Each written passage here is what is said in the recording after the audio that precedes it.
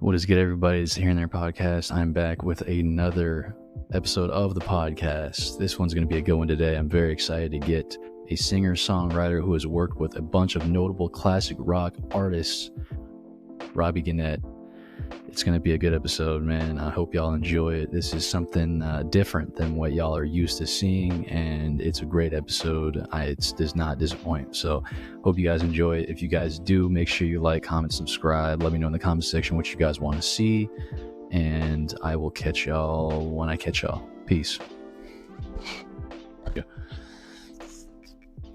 So I just wanted to get you in here, man, and speak to you. I've listened to some of your music, in the past few days, and I have a lot of questions, man. I just want to get to pick your brain about, about the music industry and just kind of your own experiences. So Sure. Just tell me about kind of who you are and how you got so, passionate about what you do and what got you into All right. Well, music. my Robbie Gennet, and a musician, artist. Sometimes you end up hyphenating. You become a producer and an engineer. And you do things because kind of in this day and age, you have to kind of be all things in some ways until you get to a level where, you get other people to take that on that are better at you doing what you do. So, I started out as a piano playing kid who just loved piano. I'm not classically trained. I didn't really take to lessons. So at 14, I kind of quit the standard home lessons and went off on my own. And, I've just been on this incredible journey that music has been a huge part of. I've always played piano and done a lot of styles that, maybe kind of old school, like blues and boogie woogie. So, you wind up in 2025 having a skill that few people seem to possess anymore. Oh, yeah. And I just, I've always been curious. And I think curiosity is the main driver of success.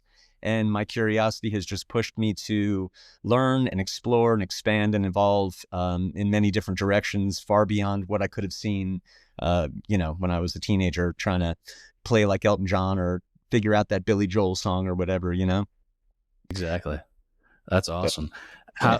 How did you get to, because I know you've got a lot of credits, right? You worked with a lot of big artists, how did you Yep. get to that point? Where did you meet those connections to get you there? And how did you, Well, get to that point? so I grew up in Florida, and Florida kind of had a ceiling to the amount of opportunities you could have down there. So I decided to move out here, which I did in 2001, and have had my entire life here since. And this is a place where things happen where, you might get somebody who remembered you say, oh yeah, I think there's a guy. And being able to be close enough to go to an audition or whatnot is, crucial. If I was in Florida and they were like, hey, can you audition on Tuesday? That would take a lot. So proximity, getting out and meeting people, I hate to use the word networking because I just like to make friends and talk to people and, get around. But in this town of LA, keyboard players and piano players are a really smaller contingent than, let's say, drummers and guitar players. It's probably the most drummers and guitar players, then bass players, and then keyboard players. So I'm a player who happens to play bass professionally as well. So, you get around and people remember your name. The last big tour I did, which was this guy, Nick Lachey. And I'm not, sideman isn't what I'm out to be, but sometimes an opportunity comes along and you take it. I had gotten a call from a guy I hadn't spoken to in 5-6 years. He was like, hey, you play guitar? I was like, yeah, sure. What do you need? He's like, there's this audition. So sometimes people remember you. And I think that if you have a good ethic about the way that you are and the way that you work, and you're good people and you're on time, you don't have issues, you don't have ego issues, drug issues, alcohol issues, women issues, whatever the case may be, then people remember you and you bring a good vibe, you get work done quickly. I think, the way that you carry yourself in this town matters. And so who are people going to want to come back? Some guy who was egotistical and talked back to the producer and had all these demands, or somebody who came in and when they left, you're like, man, I'm really going to miss that guy. So try to bring the good vibes and let the music do the talking, lay down the work, service the song, do what I'm there for. So you get a reputation. I think the more that you do. And sometimes, a certain producer might call you up and say, boy, I was thinking about, I needed somebody that does that, or I'd like you to come in and try this out.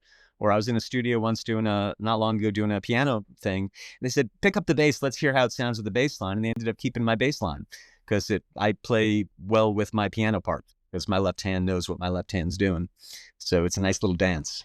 That's the thing, like you just said, is, you can be at the right place at the right time, and something that you lay down will end up being in a track that you never could have imagined it would been in, right?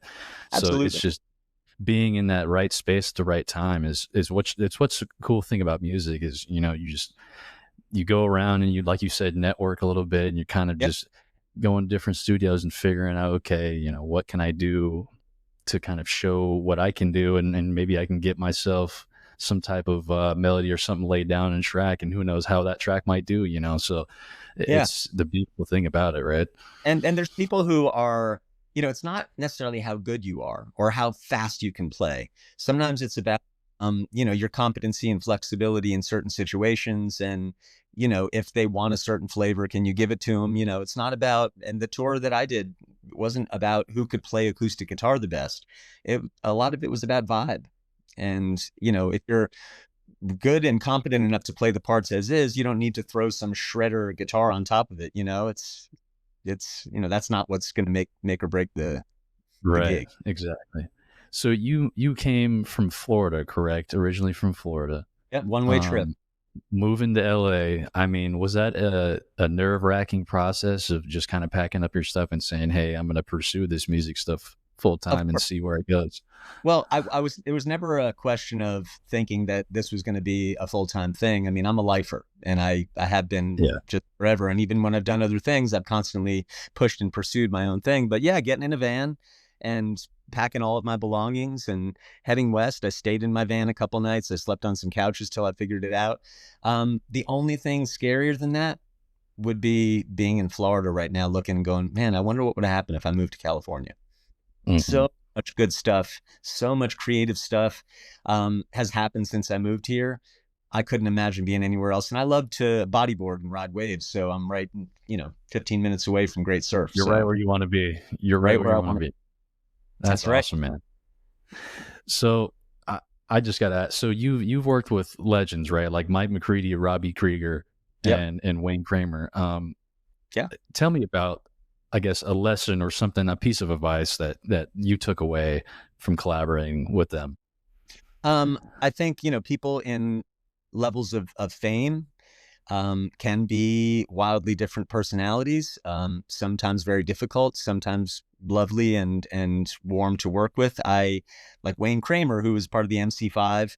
I did his stuff was kind of spoken word. I don't know quite how to describe his solo stuff, but it was really cool. I played piano with him for a spell, and he was nothing but nice, nothing but genuine. And I really don't badmouth anybody out there in the world. If somebody was not great, I just would have nothing to say. But being in the world of, I played with Lisa Marie Presley.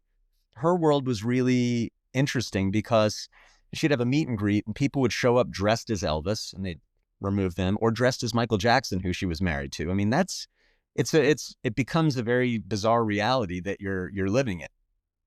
So really, I think the people that I've worked with that are the nicest, that if I ran into again would be hugs and love, versus the people that I worked with that had ego issues or screamed at people or, had blowups and temper tantrums. I'll still give them a hug when I see them, but we all know what went down. Yeah. Uh, I just try to do my job. Are you willing to talk about one of those bad experiences and Um, again, I feel like it's better to put out positive things, but I played with somebody that kind of flipped day to day, and one day they'd be really cool telling you stories about concerts they saw and stuff, and the next day they'd be screaming at you about something that may or may not have even been your responsibility. And it's a job. Most people who work at non-musical jobs probably have had, a bad boss or a weird coworker or something like that. In the case of going on stage with somebody and rocking out and supporting them and making their music sound great and whatnot, all I was there to do was the best job that I could do, singing harmonies, playing guitar, playing keyboards, whatever it is. My job is to get on stage and make that music sound great. And never, I'll ask if I have any questions. If somebody needs me to change anything, come to me. I'll change it and work out that riff, that fill, whatever. I don't think there's ever a need to to scream and lose your temper. And, dealing with egos in the music business is not a new story, but I feel like as the business has kind of changed and contracted, there's a lot more people filled with gratitude for just being able to make music for their life. And gratitude goes a long way in this business. No matter how big you get, when you're humble and you're cool, people remember that. Now, on the same respect, I've seen people who I knew were lovely people have a bad day. So they got bad news about something, or walk in and somebody came to them for an autograph and they brushed them off. And then, oh, that guy's a jerk, where he was having a bad day because he's a human being. And nobody, they say, be kind to everybody. You never know what struggle's going on. That includes rock stars. But some people take advantage of a situation, and no matter how many platinum records, muscle cars, trophy-wise, whatever they have, it's not enough, and they still need to belittle other people to make themselves feel bigger, which shows how small they are inside. Exactly. Every artist was always, at the point where you are at some point. So you got to be humble. That's a beautiful mind. And look, on the point where I am so much more free. When I worked with Everclear, I remember talking to Art Alexakis on the bus, and he was talking about what radio expected them to sound like, what the record label expected them to sound like, what the fans expected them to sound like, what the sound of the band was. And he was trying to reinvent himself in a cage. And I remember thinking at the time, like, wow, I can write anything I want. I can record any kind of music I want. I feel so free compared to that. And it doesn't really sound fun. It sounds like a drag to have to do that, to literally just, okay, we got to sound like ourselves. What do we do to sound fresh and new, but still the same? Right. How do you feel about the record labels kind of really like minimizing, or like you just said, putting artists in a box and not letting them kind of showcase or put out what they want to put out, because I know that's a growing thing. Well, it's business, and their business is to sell records for whatever that means nowadays. I think the old days of A&R, where they'd let an artist like a Billy Joel or a Jackson Browne or whoever get a couple albums under their belt to find their, sound, or, record something that was a little left turn or whatnot, or Bowie, reinventing himself. I mean, there's a lot of ways that they used to actually help artists to evolve and whatnot. But nowadays, you get one album, maybe, I guess. I don't know. I'm outside of the label system. So thankfully, I've never had to kowtow to anybody or box in my craft. So if you listen to the music I put out this year, from the first song to the very last song, there's a lot of different evolution and changes and synthesizers and different things that come in and out, to where I think the most successful artists, you can only label them by their name. And so that's my hope, that no matter what you hear in my music, at the end of the day, it's too hard to label me as one thing. Like Bowie, was he soul, rock, funk, jazz, cabaret? Yes, he was all of it. But when you listen to a Bowie song, it's a Bowie song, And so Everclear has their sound and their style, but unlike Bowie, they can't evolve that and they can't change that. If it doesn't sound like Father of Mine, and I feel bad because I wish, everybody could be free as an artist, but, you hear a Bowie song, it's a Bowie song. You hear a Prince song, it's a Prince song. And hopefully when you hear a Robbie Gennet song, that's what it is. I asked that question just because, you see the quality of music that people put out honestly drop because of the label situations, right? And them not being allowed to put out exactly what they want to put out. But so look at independent artists. Look at all the independent artists not on major labels that are putting out music. What's their excuse? I mean, if you're going to put out something that is compelling, that's interesting, that's going to capture people's imagination, if you're independent of a label, what can't you do? You can, now, if you're trying to find an audience and you're playing, hardcore music or hip hop or something that's very specifically a genre, where, it's one of the problems I have with modern country, is that you have to have these elements. It's a box that unless you fit in it, you're not it. Whereas rock and roll or jazz are huge umbrellas. Think of how many different styles and flavors fit as rock and roll, but country's just vanilla, one flavor. Now chocolate chips, no, you're vanilla, that's too limiting for me. I'd rather, I want to hear some prog country. That's an interesting opinion you just brought in about country, because I know that, country, if you look at kind of the statistics right now, it's a growing genre, right? I mean, a lot of people are resonating with it. And, I didn't really know about kind of the limitations that it has. So that's interesting. Think about it. I mean, if you're going to be country, you have to have a twang, you have to have a fiddle. Your subject matter has to be kind of specific about, cars and trucks in America. And it's just, there's not a lot of room for innovation. There's no room for evolution.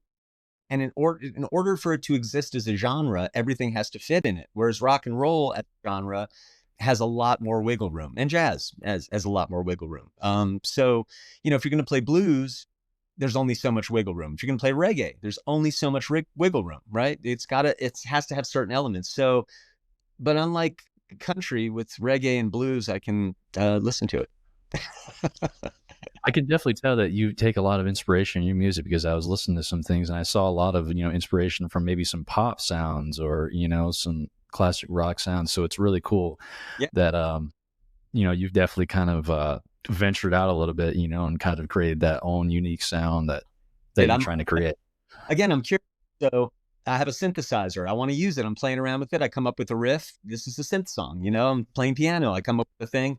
That was a piano song. I'm playing bass. I come up with a thing. It's a bass line. I put a little clavinet thing down or whatever, and I'm creating music. And sometimes out of the sounds, you find stuff. I've done a lot of stuff with synthesizers this year just because I've been having fun. And so, there's songs that have synth bass and cool synth parts that might be reminiscent of some 80s flavors, because that's really where synths came out in, MTV and into the popular realm. So it's very easy to say, oh, this is 80s based synths. But nowadays, with all the EDM and different kinds of music, synth's a synth.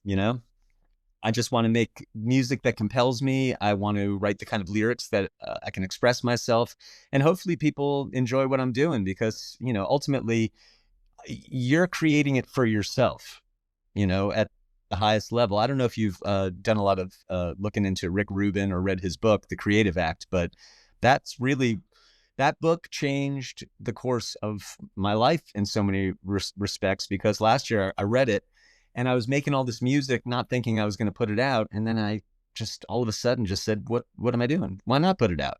I'm not going to wait for it to be perfect or recreated in a studio or something. By the time I'm out with this stuff, the next stuff is going to be out, just keep getting it out. No one's going to hear it on the hard drive. So I took a lot of inspiration from Rick Rubin, and it's a lot about that kind of personal freedom and not caring about what other people think. And you're really creating for your own interest. And if you're into it and you're digging it and it's making you feel good, chances are it's going to make other people feel good too. And you might like to, super crazy noise rock or, super cool, beautiful acoustic guitar music. But if it's moving you and there's an authenticity to it, that's what's going to come across. My stuff is not written by AI, not played by AI, not edited to hell, not auto-tuned to hell. I'm trying to keep my sense of authenticity. If I'm going to play a piano part, I'm going to play it. If I'm going to play a bass part, I'm going to play it. I'm not. If I'm going to sing something, I'm going to sing it till I get it right. I'm not going to go, well, I'll just auto-tune it. And that's where people get lazy, because they figure, oh, I have auto-tune. I don't need to sing it. Well, then when you get on some acoustic thing and you step up to the mic, you're not going to be really confident that what's going to come out is going to be perfectly in tuned. It's true. You already dove into this, got kind of early. I was going to get into this a little later, but, talking about getting over writer's block, it's you sounds like Rick Rubin, that book really kind of helped you get through maybe some creative difficulty. How would you kind of I'll tell you another thing about writer's block. A lot of people get writer's block because they're trying to, again, fit into a box. One thing that changed with me is when I started writing a lot of I write lyrics, sometimes first, sometimes it comes after the music. I started writing down what I felt were truthful statements, and then fitting the music around that, rather than trying to rhyme in an A-B scheme. I wrote down truths, and if they went long, if they didn't rhyme or whatever, I worked that out. But I think when you write down things that are really things you're feeling, and you're raw about it, and you're honest about it, and we as songwriters tend to hide ourselves, or maybe people who influence what we're writing about in our songs. It's not like she did this and I did this. It's more about things, and there's enough room for people to put themselves and their story into it, because that's how you make music. Your life, there's room for your life in it. It's not just telling you, I went to the club, got a bottle full of champagne, and we're partying. There's room for that in the world, but I'm digging a little deeper. Well, that's a big problem though, right? That a lot of musicians face, young ones especially, when they're trying to get into doing some learning an instrument, for example, or learn how to play guitar or something Yeah. like that, or just writing songs, or it could be like a hip hop producer trying to make a beat. Like they make something and then it's not sounding exactly how they want to, and all of a sudden, they lose that drive, and then they just stop making music, and then it's like they're basically stopping themselves short of so much opportunity, at making something great Uh, that they'll never pe- ever see realized. they should read that Rick Rubin book. They'll be self-liberated in no time. Listen, it's people get frozen by the idea of perfection. People get frozen by the idea of what other people think. Um, you really have to completely be able to drop what other people think or care about what people think. I mean, you have to focus on your work and know that some people are going to love it, some people hate it, some people like vanilla, some people like rum raisin. It's not on you. Once it's out there in the world, move on and do the next one. People get so precious about a couple songs. It's like, write 10 more, you know, but, people who have trouble writing lyrics, are you reading? I'm a voracious reader. I love reading books and novels and all sorts of things. So I get a lot of ideas. You look at Bowie's, there's a list somewhere of Bowie's like top 100 books. He was always reading. Neil Peart, one of my favorite musicians and lyricists, always with a book in hand. So if people are not consuming great writing, how are they going to get ideas to learn how to be a great writer themselves? It's not going to just pop into your head out of nowhere. Um, so I guess if that was more important than on MTV Cribs, we would have seen the library room more. But ult- ultimately, everybody's out on their own journey. And if somebody's listening to this and they're like, yeah, maybe I should read more stuff like that. There's tons of great things out there to read, but you have to work your mind and you have to feed your mind. And if all you're doing is watching TV and you're not getting any inspiration, if all you're doing is, you know, I don't know, just noodling and nothing's really inspiring you, how do you find inspiration? And again, that's the curiosity. And curiosity is the number one driver of success in music and beyond. So when I used to teach music, my whole job was to make students more curious. That's it. Because if you're more curious and you're going to pursue an instrument, that's it. If you're more curious and you might not pursue an instrument, it's still going to keep you, you know, moving and looking and searching in whatever realm you're in life, and maybe still enjoying music a lot more. So, how to stoke curiosity, how to, what to do when you're bored, writer's block, or, whatever you think. Some people get into a habit. I wake up at 9 a.m., I sit and I write no matter what. Some people have a quota. I used to do kind of a quota thing with myself when I used to write at the end of the year on New Year's Eve. I would take every unfinished song that I had and I'd try to finish it before midnight, and then pencils down at midnight. That was last year's songs. So you give yourself quotas, you give yourself, your own made up agenda, and it'll push you through. And if you say to yourself, I want to write X amount of songs this year, let's say you say to yourself, I want to write a dozen songs this year. That's one a month. If you can't take a month to write a song, then you may need help. Or it may not be you're a songwriter. You may need to partner with somebody, and somebody's a great lyricist that you put your words to, like Elton John and Bernie Taupin, or some of the great. But ultimately, if you want to do this and you're a musician out there and you want to get your skill better, that instrument's got to be in your hand every day. And unless you're driven and curious, it's not going to be. Any parent that's ever come up and said, I'd love you to give lessons to my kid, they fall asleep with the guitar in their bed, or you constantly yelling them to stop playing the piano because it's too late, too loud, shut the door, which is the way that I grew up. So, that's what it takes. And so I can't make somebody, I can't force somebody, but if they're wanting to and willing to, I can feed that, no problem, and I'm happy to do that. But there's a lot of impatience. People want things to happen. People are like, well, I'll just use Well, AI to yeah. write. How do you feel about it in today's? It's growing obviously rapidly throughout the industries, many different industries. So it's just Yeah. curious to see how you feel about it. I mean, no one's going to escape it at this point, right? Yeah. It's genie's out of the bottle. And so I like to embrace new technology to an extent, to understand it, see what people are doing with it. I am old school in that I want my words to be my words. I want my songs to be my songs. I don't use AI help. Mhm. Um, So I also don't use help writing emails, Mhm. So I think people that get into the habit of using AI are missing out on developing their skills. And ultimately, what AI thinks you want to say and what you want to say are two different things. And so you may feel like, oh, AI wrote a great song for me, but what do you have to say about the world, about things, about relationships, about yourself, about state of being? So when somebody is a great lyricist and you hear a line, you're like, man, that's a really, really great, line or way of putting it or encapsulation of an idea. I love that. I love that kind of stuff. I don't think there's any substitute for it. So I've heard some great AI made tunes. I love the AI like funk covers of heavy metal songs.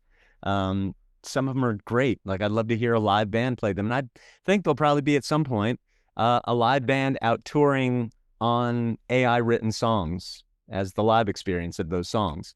But at the end of my years, I want people to look back and be like, every word was his. Nothing was, Exactly. That's come up just what with I something don't else. want is for AI to take over the creative aspect, to just That, completely take that's that up that aspect that's over. up to everybody to let it or not. I mean, if you Yeah. have an ethic about writing, if you have an ethic about wanting your words to be your words, I mean, are you going to want people to, I guess this goes out to every songwriter, are you going to want people to say, wow, that was a great song by that artist or that band that they wrote with the help of AI?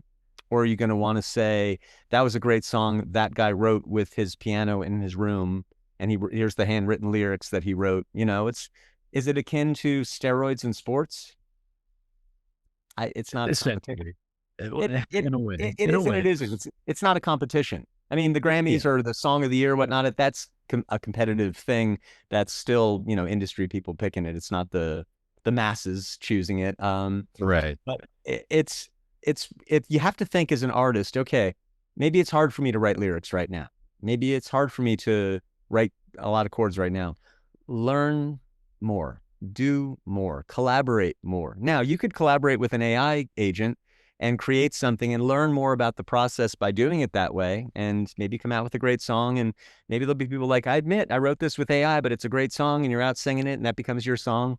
I'm not hating on anybody. You do what you want to do. But at the end of the day, do you want your legacy to be yours or yours amended by AI? Straight it's an ethical thing at the end of the day. Just more morally, is that what you want to live with? Is knowing Yeah. that I used AI to significantly affect the growth of my own career, and if it's genuine or not, and if that's what you want, then that's Like what you want. I love the art that I'm making with AI tools. I would never say I'm a painting kind of artist or somebody that could do that with a brush on or a pen on paper. And I would always venerate real artists. I have a project I'm coming out with next year that I partnered with an artist that I love, a guy named Scott Olson, to do the covers and illustrations for with the lyrics. And it came out great, but it's all done by him. It's not AI. And I am proud to be partnering with an artist for my album. Since it's all self-produced and I created them myself, it made more sense for me to, kind of use my own imagery. And I'm loving the imagery that I'm making. And other Absolutely, people using AI tools would make different things. absolutely. So Well, man, there's so much we could talk about in terms of AI, and we could go on and true. on. I'm going to step back a second though to ask you a different question and pivot a Please. different route. Um, Out of all the different artists that you've shared the stage with or worked with, which collaboration surprised you the most, or which one, I guess, would you say the creative chemistry was more, totally unexpected, but memorable, the most memorable, something just stuck out to you about it, I guess. Well, this past couple of years, or really past like 6 or 7 years, I've gotten into orchestrating Okay. my own music and writing. I learned basically I was teaching at Musicians Institute, and you have to take continuing education requirements. So I took courses in how to notate and score for strings, and now for horns. And that was not something I grew up in or did. I was not a sight reader, sheet music guy. I would always say, well, that's not what I do. And I was like, well, this is what I want to do. So I learned. So I didn't use AI tools or anything like that. I literally learned, and then I learned by working with people. So being in the studio and hearing somebody play, I have this wonderful cellist, Jacob Zekeli, that I partnered with, and he was bringing a lot of my charts to life. And man, standing there and hearing somebody play something that I wrote on an instrument that's not my intrinsic instrument, and hearing it come to life and swirl around the music and everything. Must have been And incredible. taking that to the shows that I've been doing. I've been doing these shows recorded in a studio, and this last show that I just did, which is going to be coming out in October for broadcast, I did with a 3-piece string section and a 3-piece horn section. So it's kind of the rock orchestra show, but it's all my arrangements. So being in the studio just the other day and hitting the downbeat on a song and hearing those strings and horns come up around me, that was thrilling. So that kind of experience, a lot of us that are on not on the biggest levels of music, we have to use little MIDI to make our string charts or our horn charts. To actually hear somebody with a trombone, blowing your part, and the whole horn section coming in and stuff, just an amazing feeling. Yeah. So there's always, there's always new things to learn. There's always new things to do. But I think it's the most pleasing thing of recent times has been hearing the live strings and horns adding to my music in a way that, maybe before guitar was in the mix. All of this music has zero guitar. Actually, there's one song has a little acoustic strumming part, but other than that, it's guitarless music, which also pleases me. That's awesome. Yeah. So you said you've released how many albums this year? You said so far I've released 8. 8. The ninth one comes out October 1st. The 10th and final of the series comes out November 1st. And I've been doing these shows to bring this music to life. And it's both as an artist and also to show me in a light that, producers and studios can be like, wow, this guy can play piano, play bass, play rhythm guitar, play drums, orchestrate, write charts, do vocal arrangements, sing harmonies. I can really come in and do just about everything. So, it's a great way for me as an artist to exist in a way that showcases not just my music and my artistry, but my skills as well. Which is everybody that you've heard, kind of, all the inspiration you've taken from artists growing up, who would you say, I mean, if you had to pick one person, one artist to collaborate, dead or alive, who would you choose? That's really difficult because there's so many people that I would love to, collaborate, create with, just be in a room with. I mean, what could I have done sitting in a studio for a day with a guy like Prince? I would love to jam with Lenny Kravitz. My favorite bands aren't always bands that I would want to necessarily play with. Sometimes you just love music to be in the experience of. But I would say Fish is my favorite band right now of all time. And if I got up to jam with Fish, and that would be, they don't really jam with a lot of people. So that would be really rare and unexpected. But I will sit in and play with anybody and love to do it. And I would collaborate with anybody. I mean, if the Allman Brothers were still around, I could jump in on that. I'm really happy to jam with anybody. Hendrix, Bob Marley, who couldn't I have fun in a studio with for a day, That's awesome, man. You're a real music head. I can tell, someone who just wants to create and be around positive energy, and that's the best thing about it. That's really the best thing about music, is just being able to bounce ideas off of people and hear what somebody else might create and what somebody else might think sounds good, and then add in what you think sounds good, and you guys kind of give each other feedback. It's an endless possible a wave of just music and art that can be created. So and I've done co-writes, and I've been in studio sessions with people, but I generally work alone. Generally just am by myself creating. I'm always happy to do co-writes, and I've done some amazing ones that some have come out, some are just, languishing on a hard drive, and maybe someday they'll be heard or whatnot. But it's always an interesting experience writing with somebody else and seeing how they do things and whatnot. But I work fast, I work quick, and I'm kind of in my own zone. So when I'm focused on something, I'll get it done myself, So out of those co-writes, what is your favorite, for one, and two, how do you balance your own kind of voice with somebody else's? And well, that's the thing, it's like combining flavors. I've played with people or written songs with people where we sang together and our voices really sounded nice. Just the other day I had my friend Carrie, who's she sings with Babes Against the Machine, a Rage Against the Machine band. She came in to sing a backup, and her voice and my voice just really matched tones really well. And sometimes you don't know that's going to happen till you sing. till you do that. I wrote half a dozen or so tunes with a guy named Jaco Caraco, who plays guitar with Miley Cyrus. And I love those tunes. I actually was at a songwriting thing the other day and I played one of them on acoustic, which I hadn't even touched in years, but it kind of, they're like, do you know something on acoustic? I'm like, yeah, I do. And it was one of the Jaco tunes. And sometimes, just hanging out with somebody, that can happen. It doesn't have to be, okay, we're going to meet at 1 o'clock. We're going to write a song. It's got to be done by 2. Sometimes those parameters, it's too much force and too much pressure. But Right. just hanging out with somebody and having some lunch and picking up a guitar or playing on the piano and seeing what comes out, that's usually the way it more authentically. So are you one of those guys who sits in the studio all day and night, throughout the night, or are you just kind of, I'm going to go in there for a set amount of hours and No, I'm in till you know, I'm done. I'm in that's till I'm falling asleep on the piano. I mean, it's what it takes, and yeah, but I'm driven. So it's not like I'm making myself or I'm forcing myself. Where I say that, but at the same time, I will open up. I work in Reason. That's the DAW that I work in.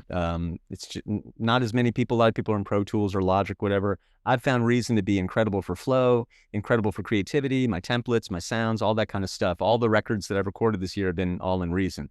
So I'll open Reason sessions, put in a synth or a sound, play around, find something that's cool, record it to a simple beat or whatever, and I'll leave it as like an idea.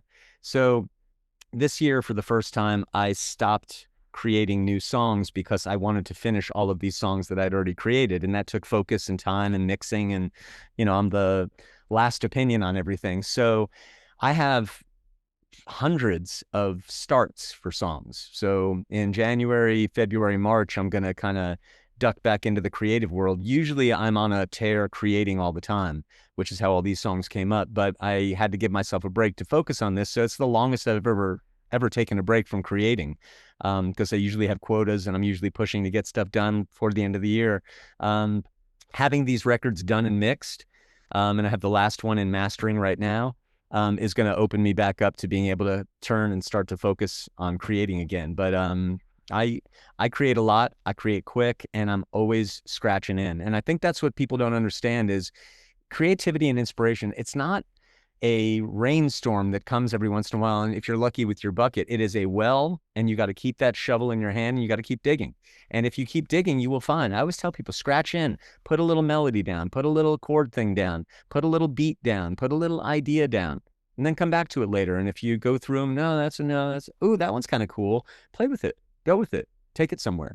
right. So you give yourself the opportunity to jump in on something you already kind of started and then see where it goes. And I'm looking forward. I have all these different ideas. Some of them I know I was really excited when I came up with this little chord thing or a little synth motif or whatever. And I was like, oh man, when I get to that. So I'm excited one day to just like spend some days in the studio creating all new material. But right now I want to finish everything that I already wrote. And some of these songs on the last record were probably written December, January. So they're not old. This all happened recently, but I had to in January just turn to mixing and creating and finishing these records before I moved on to new stuff. It's so awesome thinking about and realizing how these old records like that these old songs, that you haven't finished end up actually being your best. And, it happens so many times over and over Yeah. again throughout the industry. Some of the biggest artists, they come back and they touch up on something they were working on. All of a Or sudden, or it's an afterthought, like yeah, Paranoid by Black Sabbath. They needed one more quick song to finish the record, and it became one of their biggest songs. I mean, sometimes the lack of time and the rush puts you into the mode, sometimes necessity. But for me, I feel like I've been writing some of my best stuff. The lyrics I've been writing, I feel like I have really said some things wrapped in there, and hopefully people enjoy listening to my stuff and then dig a little deeper and start realizing some of the ideas and thoughts and philosophy I'm weaving into my lyrics and sneaking past the censors. So if somebody was going to dive into your discography right now, where would you lead them? Where would you tell them to start? That's a really hard one. I would say though, of all the records I put out this year, the most recent ones, High Vibrations and You Deserve to Have Love, are real highlights. There's some great songs on those. My next show features quite a few songs from those albums. So I would say dig in there, but really you could kind of randomly drop in anywhere and you'll hear a lot of different flavors and different moods. And I don't know if you like stuff that's funky or rock or a soft ballad. There's something for everybody in there. I listened. You got a lot of variety in there, and that's awesome, man. Yeah, that's what you have to do to find your own sound. Yeah, it really is. You have to be unafraid and unapologetic, and you have to be willing to, like, I'm gonna include a reggae rhythm. I'm gonna include a metal riff. I'm gonna include a bluesy thing. I'm gonna, you have to keep kind of like pushing out from what you've done and keep trying to innovate. But again, that comes back to curiosity. So I had a friend last year who he's in the electronic dance music, kind of thing, which is not my realm. And so he was talking to me about minimal house and challenged me to make some tracks. And so I made like a dozen tracks with, like, 4 elements and some dropouts and stuff. And 2 of them became songs because I was sitting with him. I was like, man, I came up with a melody idea. So one of them is the song Dose. That's my current single that's out. That came from an experiment in a genre I don't usually work in. And I came out with a song that I love that I can't wait to perform live, So taking those chances, taking those risks, collaborating or taking ideas from people or challenging yourself. I'm going to write a song like this, or I'm going to write a song that a woman would sing, or I'm going to write a kid's song, or anything. Every challenge you give yourself expands your ideas, expands your self-definition, and expands your freedom to be able to write whatever you want. I mean, it's really hard to write a kid's song. It's really hard to write a great romantic ballad. It's really hard to write a compelling pop anthem. But if you don't try, it's impossible. It's impossible. Mm-hmm. So you try, you might write one and be like, this is terrible. I can't even believe I wrote this. So you shelve it. And maybe you're like, you know what? Let me try again with a different beat, a different hook, a different melody, a different sound. Or if you're a keyboard player and you're playing around, try some different sounds. If you are working in the same kind of genre and the beats all sound the same, try some different pre-programmed beats, layer some different things inside. Take a cool beat that you like slow and do double time, speed it up. Take elements out. It's a scratching and a picking and a curiosity thing. That's what I'm always going to come back to. And the people that are curious are going to go and dig and finger paint, and I want to circle back the word finger paint.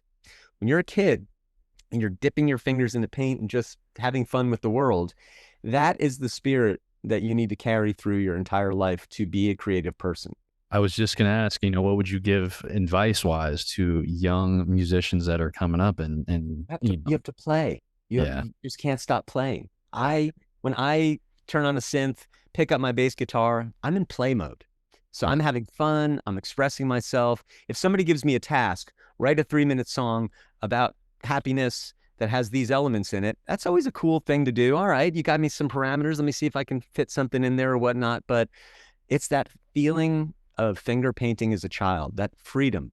And a lot of times life will beat it out of us, but oftentimes it's expectations from the world or other people or the business that we take on, and it becomes a cage, it becomes a box, it becomes shackles, and it becomes limitations. And the minute that you can break from that and say, you know what, I just want to play, I'm just going to dip my fingers in on the piano, I'm just going to go and find some fun beats, I'm just going to make some music, I'm not even going to think about what kind of artist I've been. I'm going to think about, what do I want to create today?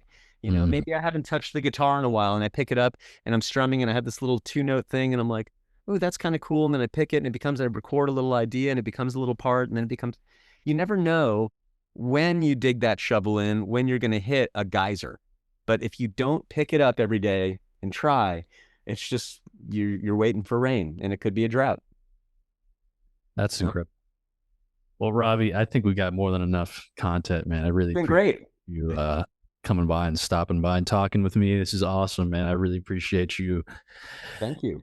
So I will. You're obviously a curious guy, which is why you're doing what you're doing. I guess so. That's right. I'm just trying to learn more and more about, people, because so many people have a story that is, has not been told, past, I mean, just close friends or family, and it needs to be, spread and put out. So sure.